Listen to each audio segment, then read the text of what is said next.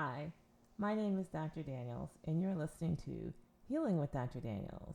This is the Sunday, December 22nd, 2019 edition, and it is, yay, the year end, and I'm wishing all of you a happy holiday as well. So, today's topic is, shouldn't you have a prevention plan against the biggest threat to your safety? I think so.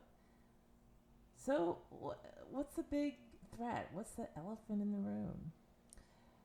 Well, today's topic, we're going to talk about the medical industrial complex and how they have admitted to being the cause of 250,000 deaths per year in the United States. And I'm going to discuss this very real hazard and self-defense actions you can take to protect yourself from assault and even death at the hands of the medical industrial complex. Yep. So, of course, as always, this was inspired by an article in Medscape where doctors were complaining that their patients were being rude and even abusive to them. And I said to myself, wait a minute, you have the doctor who is an instrument of torture and killing. This is not homicide, it's killing. Well, how should a person treat their executioner or their assailant or someone who is in the process of or has the intent of assaulting and killing them? And I decided that maybe that courtesy the doctors were requesting, perhaps they weren't deserving of. So we're going to take a look at what really is the risk, how to identify it, and how to protect yourself against it, because this is really important. And what's really exciting is there is a whole body of knowledge about this. And as always, the internet is a treasure trove of information. So just to kind of put this in perspective, people spend a tremendous amount of money on electronic surveillance systems, security systems, alarm systems, dogs to protect them from strangers and guard the house. And then they'll walk into their bathroom and take a pharmaceutical substance. This is like, no. So we have to take a look at where the real danger is and how to protect against it. But first,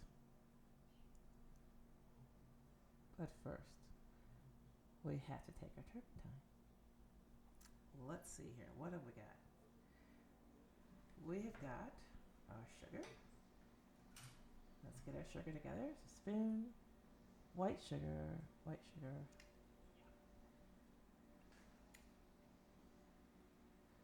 I like it mounded up, moderate amount, like at least double the size of the teaspoon, or maybe 3 times. And then I have my turpentine here. Let me move my graphics so that I see what you see. Aha, there we are. Okay. All right, so we have our turpentine. There we are. Oh, okay, so figure out where my camera is. And we get a little squeegee here. Let's get a little air out. The amount I like is right up to the hub there. You can see it goes right up to the hub. Excuse me, not any more than that, but just right up to the hub. And that's, for me, 2.5 cc's, which is the same as half a teaspoon. And that's the dose that I like to take whenever I get around to it, which is several times a week. If I could fit it into my schedule, honestly, I would take it every day. All right, so we have turpentine. We have some water. Put a little bit of water in your mouth.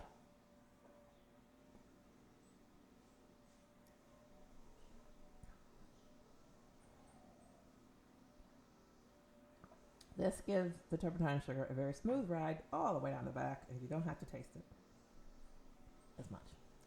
All right, our next thing is to take our Shouldnt. This is some goo.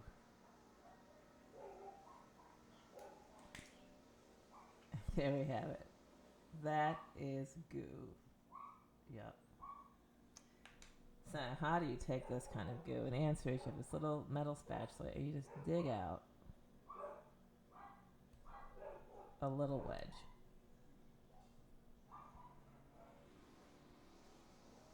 And you want to be careful not to take too much. You only need 200 milligrams. There you go. And that is about right. And you take that about 4 times a week, maybe a little more. And the purpose of this is to replenish your trace minerals. Now, a lot of people say, well, can't I get my minerals from my food? You could, but the truth of the matter is this is a very broad spectrum of over 80 trace minerals. And most people don't get that from their food. Here we are. We're going to put this in here and let it dissolve. As you can see, it does not dissolve quickly, so I'm gonna chit chat a bit and get back to this, and it should be dissolved before we're done. I'm gonna move my turpentine out of my way so we don't spill it. Alrighty, there we go. Great start to an awesome day. Now, so we've got to figure out what's going on here. The medical industrial complex says it has killed 250,000 people pretty much every year. That's what it admits to. And like any common criminal, you always cop a plea. That means you always admit to a lesser offense than what you're actually doing. And if you look at estimates from outside the medical industrial complex, the kill number per year is as high as 1 million. My personal count, when I counted, it's actually been over 1 million. And I actually had to stop counting. It was just too depressing. When you think that each little number is actually a person who would have lived longer had they never had medical care, had they never encountered the medical industrial complex. Wow, that's a lot. It's a lot of killing. But let's just take their number, 250,000 killings a year. Now, why is this not murder? Why isn't it homicide? It is not homicide because if you look up the strict definition of murder and homicide, it is the unlawful killing. So in other words, an executioner injecting someone on death row, that is not murder. It's killing, but it's not murder because the government has already said it's okay. Now, in the case of the medical industrial complex killing people, the hospital has been certified by a government agency. The doctor has been licensed by a government agency. The nurse has been licensed by a government agency. The clinic, in case it happens in a clinic, is certified by a government agency or an agency delegated for that purpose by the government.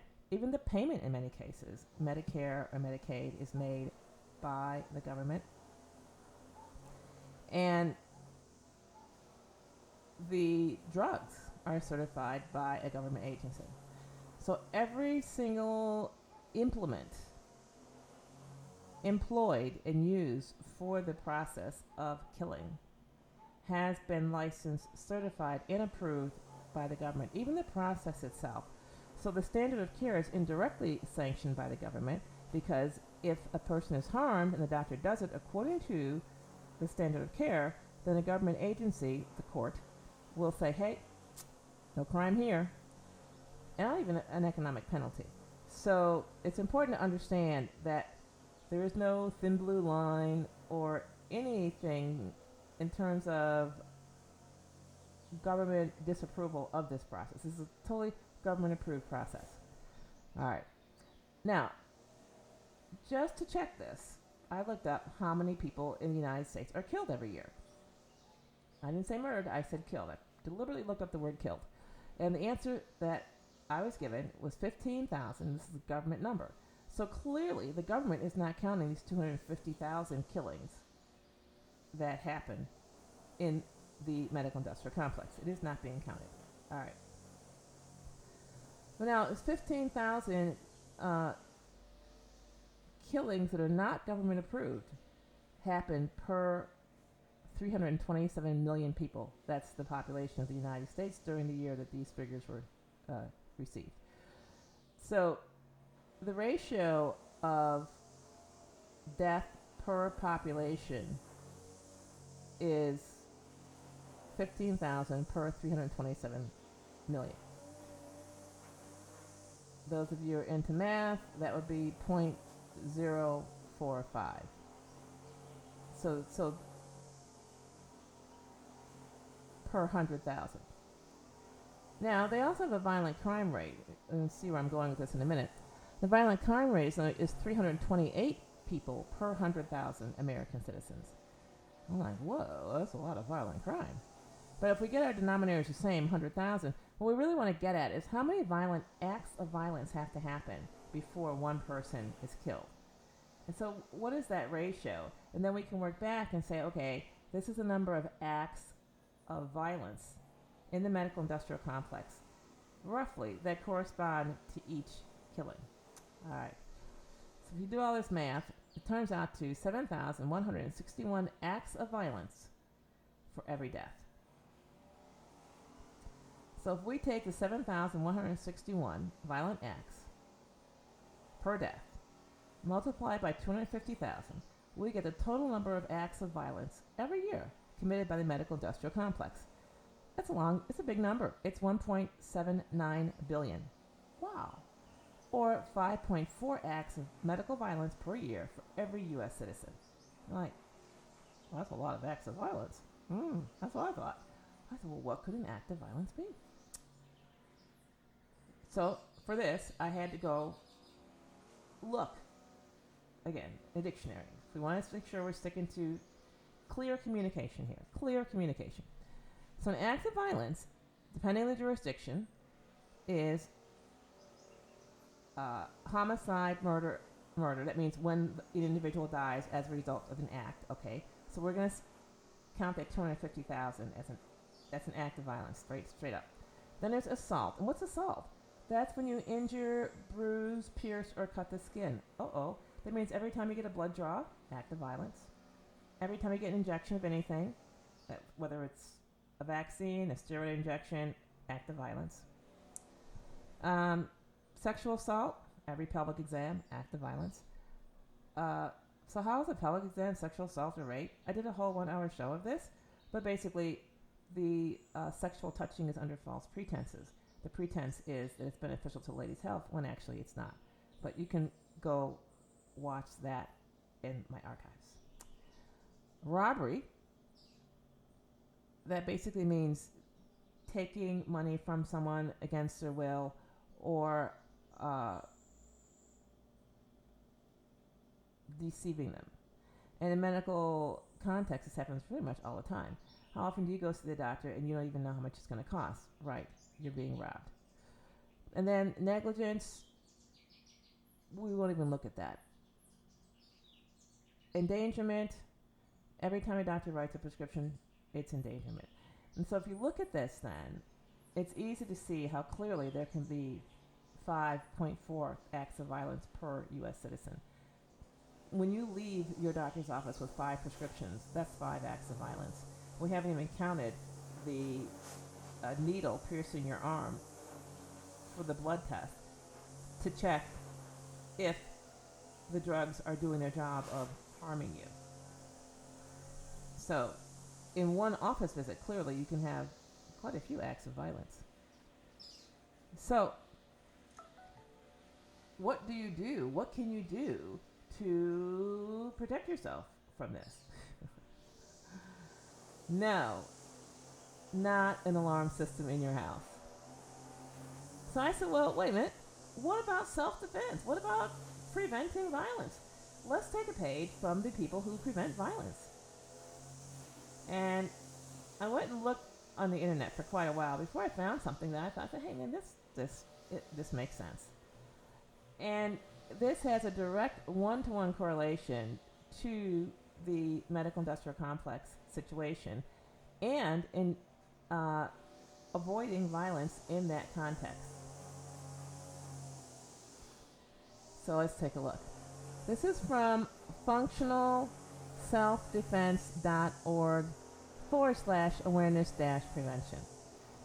And also, I've started taking Taekwondo lessons. Now, a lot of you out there might think, oh yeah, Taekwondo for self-defense. Mm-mm. No. I take it for increased leg strength so I don't need a cane and I can get around easily. So it occurred to me as I was taking Taekwondo class that this really is not the place to start for self-defense. Fairly ineffective. And so what do the experts here say? They say avoid dangerous places and people.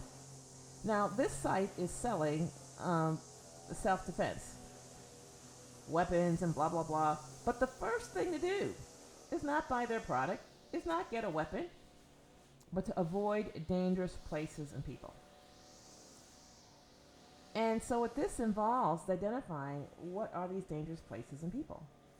And when you realize that being victimized by violent crime and killed only happens 15,000 times a year in the United States, but being victimized and killed by the medical industrial complex occurs 250,000 times a year by their own confession. Now again, anyone else external count is much higher, but they admit to 250,000, so we're going to use that number only. We're not going to make anything any bigger than what they've already confessed to, because that's scary enough. That's a scary number. So literally, walking down an alley where a predator might be is actually safer than visiting your doctor. Your doctor is literally more dangerous than that. And so they break it down for you. So for a predator to attack you or to become a victim, 3 things are necessary. The intent. Your doctor has that because he's been trained in medical school to do certain things and he intends to do those things. The intent is always there. The means and the opportunity. So if you remove the intent or the means or the opportunity, then you're good. So denying your predator any one of those things makes it impossible for him to attack. It makes it impossible for you to be harmed. So the easiest way to do that is to avoid a predator so completely that he is not only denied the opportunity to attack you, but also the intent as it specifically relates to you. And if you're not on his radar, he can't even intend to attack you. You can accomplish this to a very significant degree simply by avoiding dangerous places. So where's a dangerous place? Hospital, ambulance, emergency room, doctor's office. Those are 4 I can really think of. But now in the United States that they have put clinics in schools and the nurse can request to see any kid at any time. School now becomes a very dangerous place.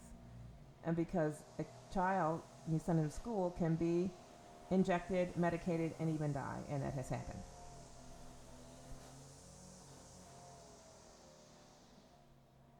So you can accomplish this to a very significant degree by avoiding dangerous places. That's number 1. Next, if you're unable to avoid a predator, make yourself a bad target is the next thing. This is like make yourself a very bad target. So many people, for whatever reason, have to go to these dangerous places. And so the next thing is you must make yourself a bad target. So if a predator does not choose you as a target, if a predator does choose you as a target, you can still deny him the opportunity to attack you. By being aware of your surroundings, paying attention to warning signs, and noticing pre-attack indications, you can spot a predator and deny him the close distance he needs to attack you by using space and or objects in your environment. And even if you're approached by a predator, you can de-escalate the situation and avoid physical violence by using a variety of measures. So, they talk about high crime areas. And so where are the areas where you're likely to die at the hands of your doctor? The hospital, specifically the intensive care unit and the emergency room, are 2 most dangerous places.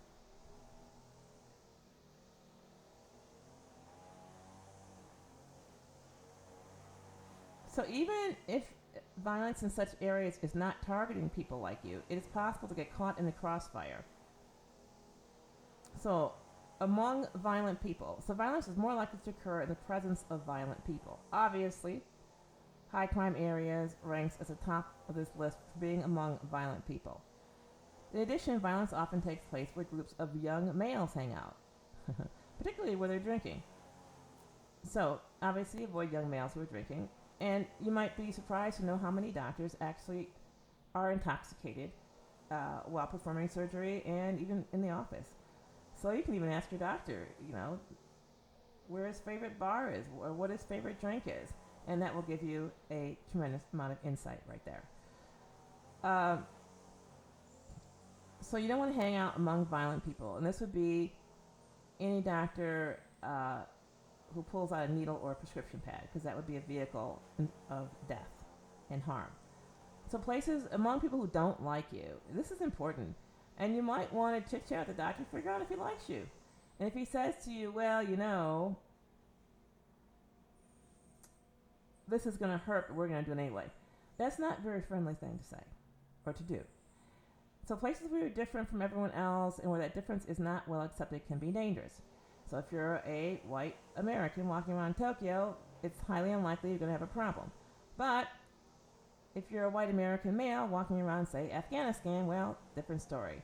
So avoid places where you'll stick out and people tend not to like your kind. And this would be like being in a hospital and wearing a hospital gown. That is definitely bad news. Then there's verbal escalations. This is one thing people don't really get with doctors and with the medical industrial complex. But when two or more people begin to argue with escalating verbal tension, the likelihood of violence increases. So literally your doctor has 3 or 4 versions of the standard of care that he can use or employ. And he can, when you have an unpleasant interaction with him, he can choose to use the most dangerous, abusive, and violent version of the standard of care. So some individuals, that would be doctors, nurses, licensed individuals, need to psych themselves up in order to become violent and progress from talking quietly and being relatively still to yelling and using bigger physical movements before becoming physically violent. In other words, you as a patient, potential victim, actually make your situation worse by verbally escalating things, by accusing the doctor of doing what he may be actually in the process of doing. So you have to avoid arguments, conflicts, and provoking these people. And remember, it's possible for a person to perceive that you provoke them even if you think otherwise. Better to be even nicer and less provocative than you may think necessary. Tread carefully in places or groups where you don't know the social conventions. And then there's in-between places. This is an interesting concept of violence and risk. So in between places, violence is easier to successfully use and get away with where there are few witnesses, but there must be someone available to attack. In between places are those where people commonly pass through. So in the hospitals, believe it or not, these in-between places are on the way to radiology, in radiology while you're waiting, and back from radiology. This has been identified as an extremely high-risk situation. People fall off gurneys and break their skull and break bones and die. They get the wrong injections. So in between places, this guy nailed it, and he's talking about common criminals. How about that? So if you're going to a shopping mall, is his example, and have a choice to park in an isolated parking garage or a visible lot on the street, choose a visible lot on the street. Imagine you need to rob someone for money tonight. Think about where you would wait for victims and avoid those places. And that is seriously true.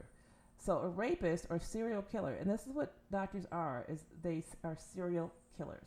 So they do it again and again and again and again. So a rapist or serial killer doesn't need his victim to have money and may be willing to wait for a longer period of time for the right victim. So if you were a rapist and wanted to ambush a woman, where would you do it? On a jogging trail, near a college campus, but not too near? On a path between an apartment complex and the mailroom, not visible from the street? Avoid in-between places if possible when you can't. Be sure to follow the rest of the advice in this chapter. So again, you have to avoid the in-between places. Where's the in-between place? An in-between place would be maybe you're at work and you're signing up for an insurance plan. You're in between on your way. And then lawless places. Some countries and areas are relatively lawless, particularly in times of war and internal conflict. In these places, criminals can get away with nearly anything. And again, the hospital is a lawless place. All of these people have been given special permission by the government via their license to physically harm, assault, and kill people. So, lawless places. Next is be a bad target, a really bad target. And oftentimes a predator will choose his targets based on some conception of risk versus reward. The predator wants to get one or more things out of the attack. That would be a reward. In the case of the hospital, the clinic, the physician, the nurse, everybody wants to get paid. That's pretty straightforward. So you need to present yourself as a person that they are not going to get paid for. So the number one way to be a bad target would be 1, don't have insurance. Or 2, have very bad insurance. And 3, how you dress. You can be neat and clean, but not wear expensive clothes. So wearing a lot of jewelry, wearing expensive clothes. Believe it or not, these licensed individuals are human. And when they see lots of jewelry on you, they are actually filled with envy and kind of negative emotions. And also the perception that you have more money. So if they do more things to you and your insurance doesn't pay, you can always be sent to collections, or you can be sued in court for your assets. The feeling is that this is a piñata that's very full. And they even go into this, which is amazing. Very few robbers will attempt to rob a policeman in uniform, but many will rob a well-dressed woman with expensive purse, lots of jewelry, and headphones in her ears. It is the same in the healthcare setting. It is the absolute same.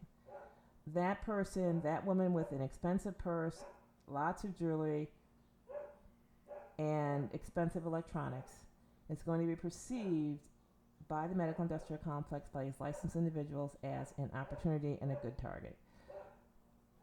Anything you can do to increase the risk to the doctor and decrease the rewards will decrease the chance you'll become chosen as a target. And believe me, doctors do choose.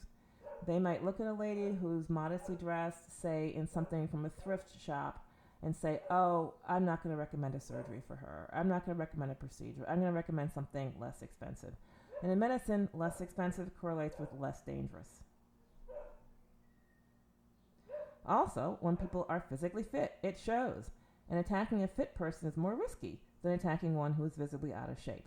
Aside from the mental and physical benefits, regular exercise and weightlifting will make you a higher risk target. And that is true, even with doctors. With people who are physically fit and physically strong, they tend to recommend a lot less.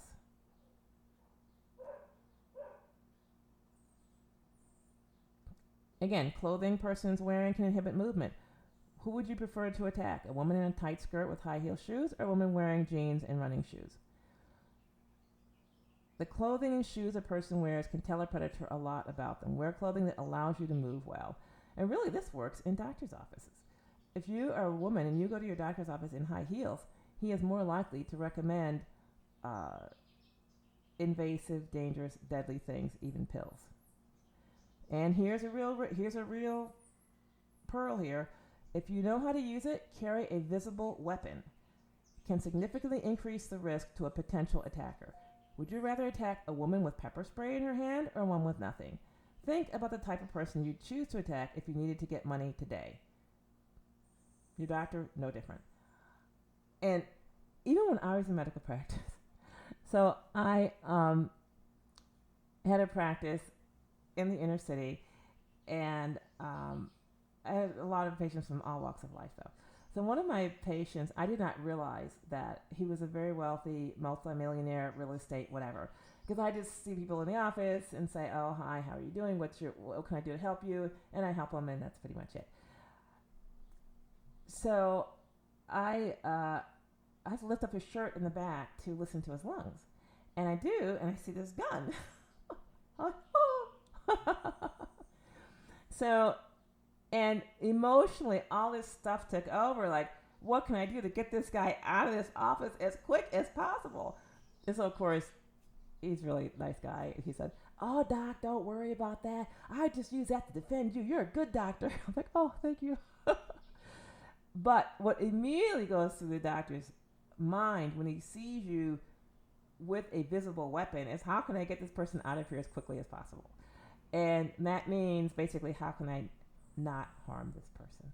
It means this doctor is not going to write prescriptions. He's not going to recommend x-rays. He's not going to recommend dangerous testing. He is going to disengage. So I've had a few patients come in with weapons, and it really shakes you up. Now, once my medical practice evolved to where I was no longer prescribing surgeries or x-rays or writing prescriptions, somehow I was much more calm. And when I saw these people with weapons, I realized, oh, they're just protecting themselves. Yeah, I'm good. I'm safe. But when I was in the mindset of prescribing those dangerous, deadly things, it's almost like my subconscious realized that I actually was a threat to these people and connected with, ooh, that weapon is going to defend them, and I'm worried. So it's very, very interesting. But carrying a visible weapon when you go to the doctor is really a good idea. Now, the question is, at what point should the weapon be visible? There's a question. In the exam room is when it should be visible, because before that they'll probably try to disarm you. It's not good. And so in these cases, in the United States, they have concealed carry. So it's a concealed weapon. No one's going to know you have it until you get in the exam room, and the doctor will know you have it. Now, don't threaten the doctor with it, but he just knows you have it. So he's like, ooh, we're not going to do anything dangerous to this person. Think about the type of person you would choose to attack if you needed to get more money today. And again, the doctors are totally trained in the importance of getting paid and getting money. And even if you have a doctor's employee, it's even worse, because he understands that you have to go through the money check at the front desk before you even see him. So what behaviors, qualities, and conditions would make you more likely to attack them? What behaviors, qualities, and conditions would make you less likely to attack them? So again, with your doctor, occupation matters. Let them know that you work when you can, and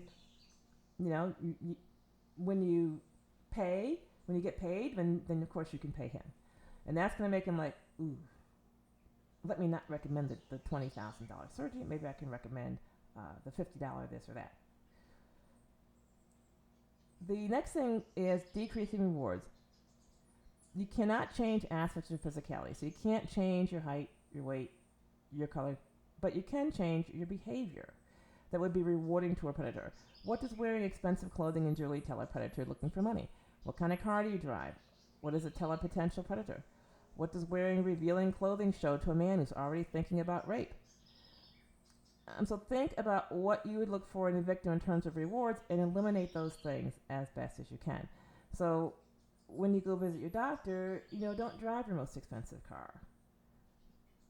Maybe drive the car you drive the kids around, maybe a Caravan instead of a more expensive car. So when a woman carries a purse, it's reasonable to assume there are objects in it, potentially valuable objects, especially if it's an expensive name brand purse. And so literally, same thing goes to going to your doctor. Don't carry a purse. Carry your essentials in some other type of manner. Maybe a backpack. Maybe this pocket or that pocket. For example, I absolutely do not carry a purse. So don't carry anything that will appeal to a predator. That would be laptops, smartphones, any other high-value items you may carry in your hand or wear in your body. Again, same with doctors. You just don't want to give this aura of affluence. Because what's going on here is you're in the presence of a serious predator. You know, any group of individuals that can cheerfully admit to killing 250,000 Americans a year, I mean, you got to wonder, right?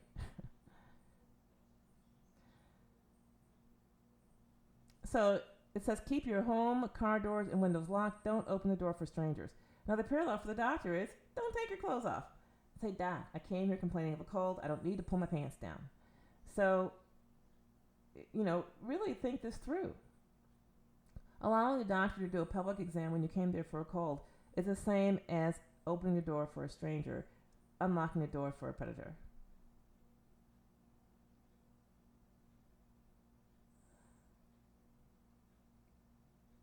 Some predators will walk a neighborhood pretending to be a handyman, knocking on doors to see who's home and who isn't, who opens doors and what's inside.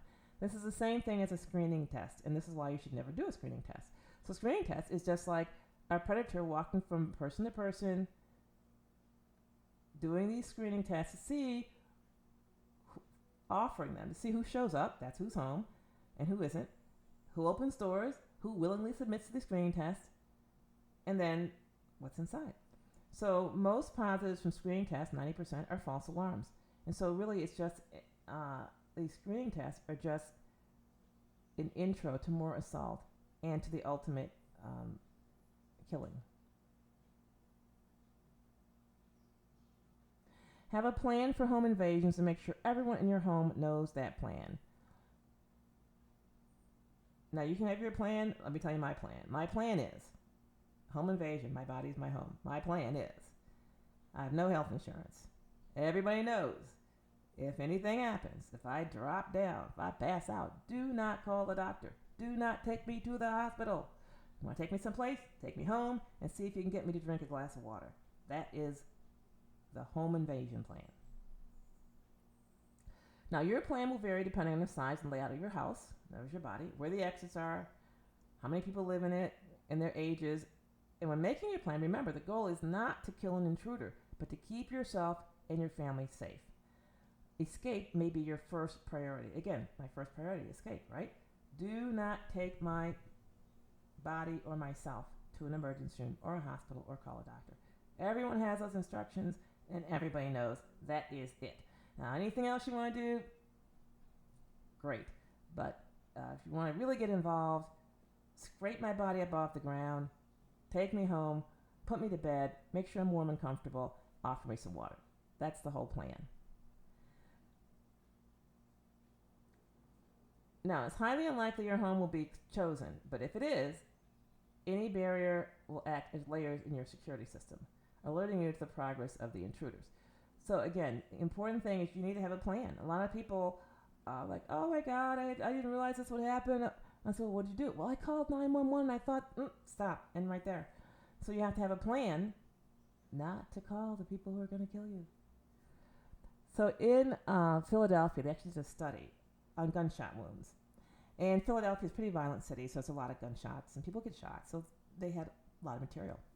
And they were trying to increase the survival of gunshot victims. So the question was this. Was the death rate improved or not by an ambulance? So if someone's shot, call the ambulance, come help. Or you say, let's just put them in the car and take our time at regular traffic and we'll get them to the hospital. The death rate was 15% higher for the gunshot victims who took an ambulance. Wow. In other words, the death rate, something happened in the ambulance, I don't know what, but from the time they picked the man up, or gunshot victim, to when they got to the hospital, something happened that actually increased the death rate by 15%. What it was, don't need to know, don't care. Just saying the ambulances are very, very deadly. Now, in the study, they did correct for delay, for time. So, shot at this time, got to the hospital at that time. So, when they corrected for that, still, the ambulance ride actually increased the mortality.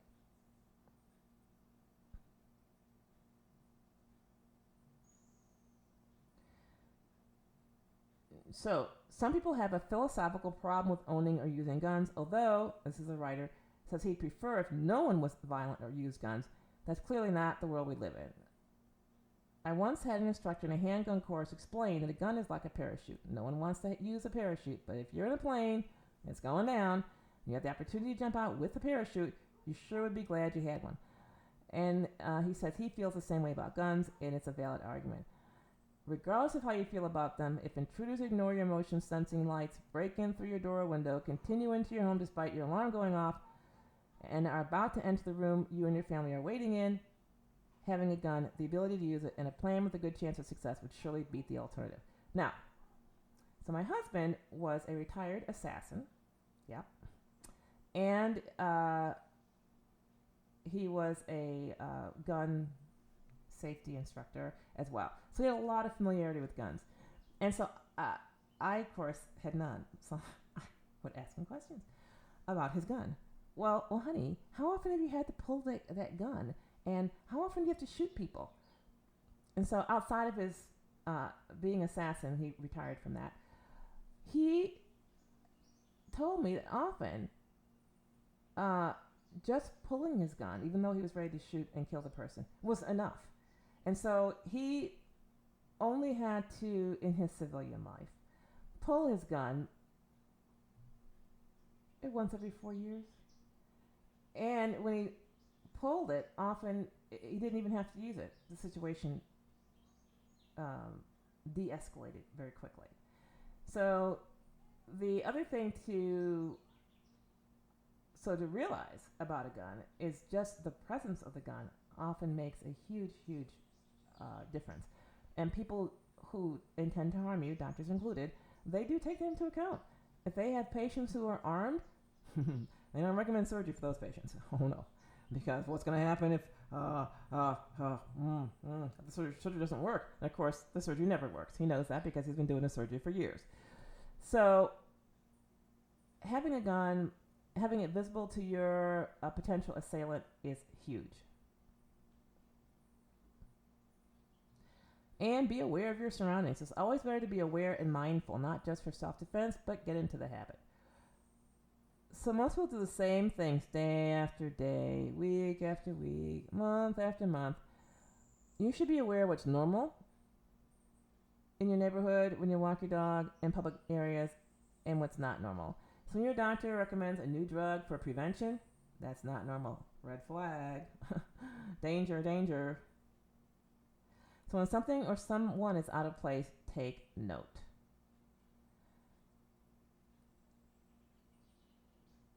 And predators will use social conventions to their advantage. They know that it's rude to be rude and that nice people don't want to be rude. They know you'll feel strange crossing the street when they're walking towards you and that you probably won't. So again, same with the doctor. He knows that it's rude to be rude and that nice people like you might not be so willing to say no. And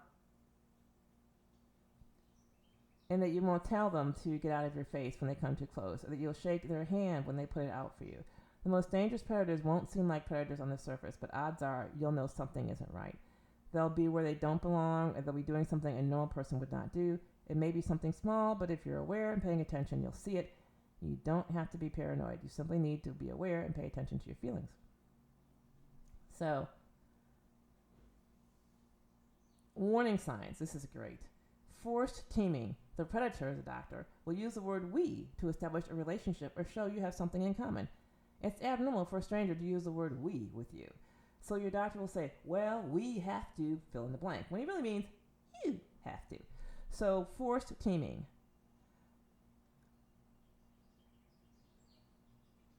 Too many details. The predator knows he's lying even if you don't. He'll often give you far too many details than a normal person would in an attempt to make his story more believable. In other words, why you need the surgery, why you need the biopsy. So a predator typecasting. A predator will also attempt to put you in a group you don't want to be in. So you'll bend over backwards trying to prove you're not what he says you are, racist or rude or inconsiderate. He'll do this to get you to do what he wants. Unsolicited promise. This is a big one, and this is nearly always a sign of real trouble. A predator says, I won't hurt you, I promise. I'm not one of those crazy people, I promise. If he's saying it, he's thinking about doing it. So when your doctor says, I promise, forget it. It reminds me of my second baby. I was pregnant with my second baby, and I said to the doctor, look, now you're going to be coming to the hospital to deliver this baby, right? He says, I promise. He didn't show up.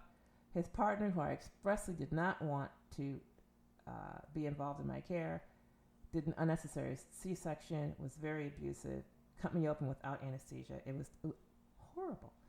So the I promise. And again, this is something classical that predators just do. They just do.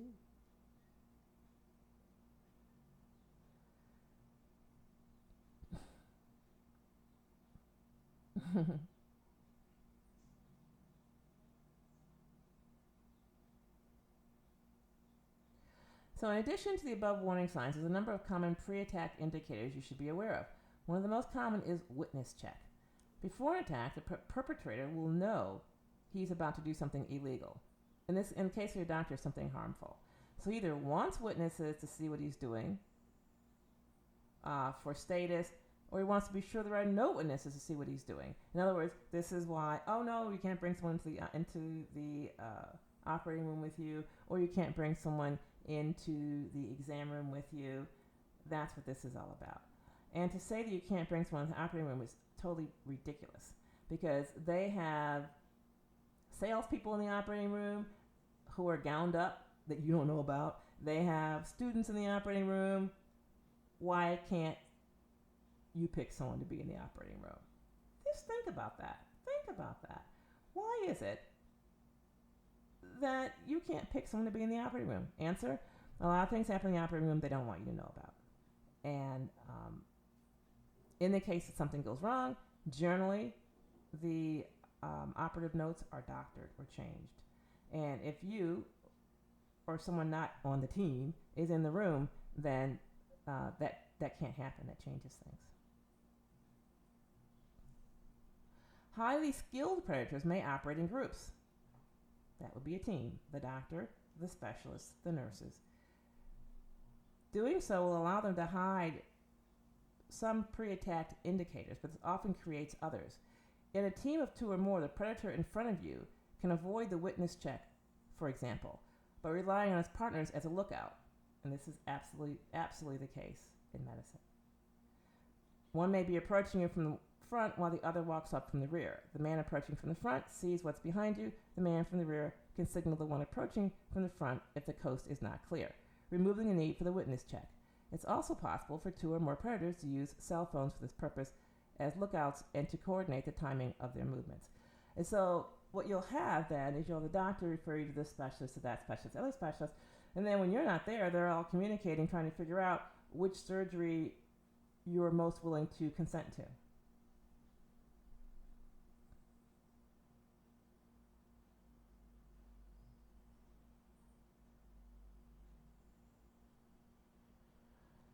In addition to the witness check, many armed predators will do a weapon check at some distance from the victim, assuming they're not already holding the weapon.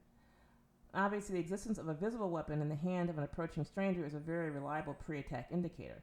But if the weapon isn't already being held, the predator may check with his hand touching his weapon under his coat or clothing.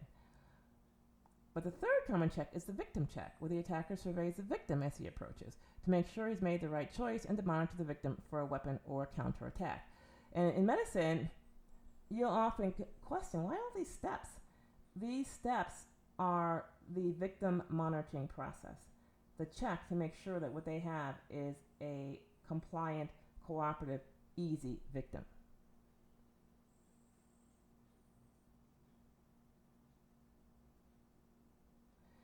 As always, there are exceptions, but if a predator is sure about his location and victim choice, then he will generally proceed. And then look, see, and learn. Warning signs, pre-attack indicators, and how to prevent attack. If possible, you should escape, leave. The best defense is leaving, not engaging. So many people tell me, oh, I'm going to go see my doctor. What should I do? What should I ask? I said, you shouldn't go. Here it is. Best self-defense. Don't show up. Leave or ignore. Next is dominate. Verbally and with body language, you dominate the situation. Let the attacker know he has made a mistake and needs to choose an easier target. And in the case of the doctor, you dominate the situation. You ask the questions. And when he asks you a question, don't feel obligated to answer. You must dominate the conversation. When he's telling you about the complications of the surgery, you focus on what's the success rate. You focus on what else can be done besides the surgery. So you must dominate the conversation. Comply. If your attacker has a weapon, giving him what he wants may be the smartest self-defense move there is. And this is when there is a danger of child protective, adult protective, and other government coercive services that can intervene. So you may have to, in the immediate sense, comply and then get away. So stun and run. Nail the attacker and escape to safety as quick as possible. So your goal is always escape, escape, escape. Incapacitate. You attack the attacker until he's completely incapacitated. And the way you do that with a doctor is don't have insurance. Make sure he doesn't get paid. Let him know he won't get paid, and that will incapacitate him. If he is an employee of a health clinic or hospital, you let him know, I don't have insurance, I don't have resources, I will not be paying. He will stop in his tracks. It's like, how do you stop a charging bull? Take away his charge card. Same with the doctor. Let him know he's not going to get paid. And again, distance is prevention. Evasion. Stay away. Stay far away. And so, verbal compliance. Talk like you agree, but move away. So, doctors, once they realize that you're hostile, they have so many levers they can pull. They can call security. If you know, if you go to the hospital, there's security. Security is there to make sure that you get assaulted, to make sure the standard of care is not impeded. And so you don't want to escalate to the point where the doctor's going to call security. You want to de-escalate where you will actually be able to just walk out and leave in case you had somehow found yourself in that situation. So that is how to do it. Now, where does that leave the average person? I'll call myself the average person. I'm no longer licensed. That means I'm just a regular citizen. You have to really consider this. If you would not stand in front of somebody with a gun because you don't want to be one of the 15,000 Americans every year who's killed, gun statistic, however killed, if you would leave a violent spouse because you don't want to be assaulted, then why would you buy health insurance so you could have access to a system that kills 250,000 Americans a year? Right. And assaults commits an average of 5.4 assaults per year per person in the United States. That makes sense.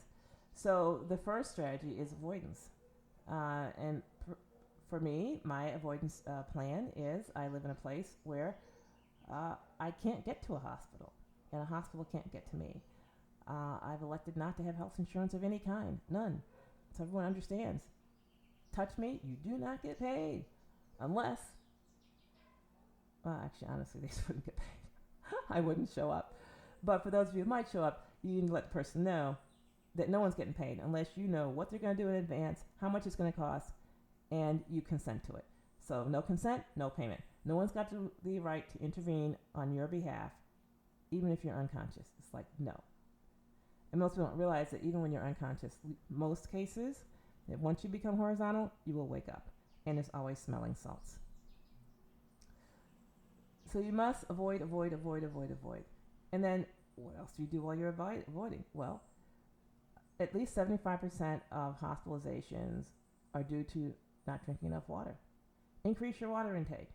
And number one, if you don't feel well, drink a glass of water real quick. Whether it's pain problem, whether it's dizziness, doesn't matter. Have a glass of water. What temperature? Some healers are like really fanatical about temperature, but I will say whatever feels best. If you're feeling overly hot, that water should be cold. If you're feeling overly cool, the water should be at least warm. And so it's really simple. It's easier than you think. I'd like to also tell people, visit our sponsor, Vitality Capsules at vitalitycapsules.com. And we have a nice report for you on Turpentine, the wonders of Turpentine. It's the Candida Cleaner Report. You can enter your email and download the report. And that can go a long way towards helping you keep your distance from the killers, the ones who, by their own admission, kill 250,000 Americans a year, and have a total blessing, certification, approval of the government. Also, I have a monthly membership program where I literally teach you how to heal yourself and answer your questions. And for that, you can go to vitalitycapsules.com/heal at home. Okay, and now we have got questions. I love these questions. They're always entertaining and lots of fun. So, where are the questions? Oh, let's try over here.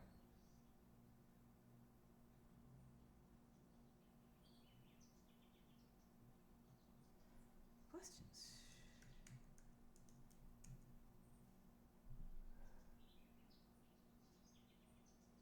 Oh, here we are.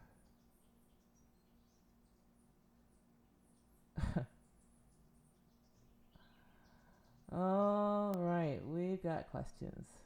Now, I don't always get to all of these questions. Oh my gosh, I only have 4 minutes left. Okay, so this one's a good one. I got a call from my nephew. He's been diagnosed with glaucoma. He's vegetarian, uses some medication for his acid reflux and possibly blood pressure medication. Since he's already a vegetarian, is there anything he can do to ease or heal the glaucoma? Okay, the problem is his drugs. So he's got to get rid of this acid reflux drug. For that, he can just chew fennel seeds. So, by the way, he's a hardcore vegetarian, so it's doubtful he will ever consider eating pork and not much fish. So it turns out that you don't need to eat meat to heal glaucoma. It's just the opposite. Glaucoma is one of the illnesses that is actually totally healed by a vegetarian diet. So his problem is he's eating processed vegetarian food. So he needs to take a close look at his vegetarian foods. And that would be the rice milk, the soy milk, the tofu, the seitan, all of the fake imitations, anything, and all the vegetarian processed food. So he can be vegetarian, not a problem, but he needs to stop all packaged vegetarian foods. So he needs to shop in the produce section of the store, and then if he really wants to be hardcore, he can get his starches from there too. So potatoes, tubers, root vegetables. Shop exclusively in the produce section of the store, and maybe the dried herb section for his flavorings. So his problem, the reason he has hypertension and he has acid reflux, is because he's eating processed vegetarian foods. He does smoke organic cigarettes that he rolls himself. Smoker. Oh my God. That's not going to help his glaucoma. He needs to cut back on his cigarettes. He's been having some loss of teeth lately. So loss of teeth is from him being vegetarian, but if he's cool with that, he's cool, no problem. Gum disease, I believe, that's fine. None of that has anything to do with his glaucoma, though. So he can keep being vegetarian, lose all of his teeth, have all of his gums deteriorate, not a problem, because it's not a problem for him. But the glaucoma, which is affecting his eyesight, there's a problem. So for that, he just needs to switch all of his vegetarian foods to cook at home, prepare the same day, no packaged processed foods. Okay.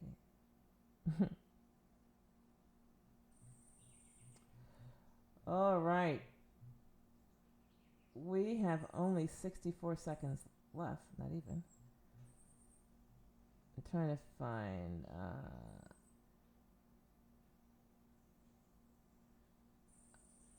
a simple question.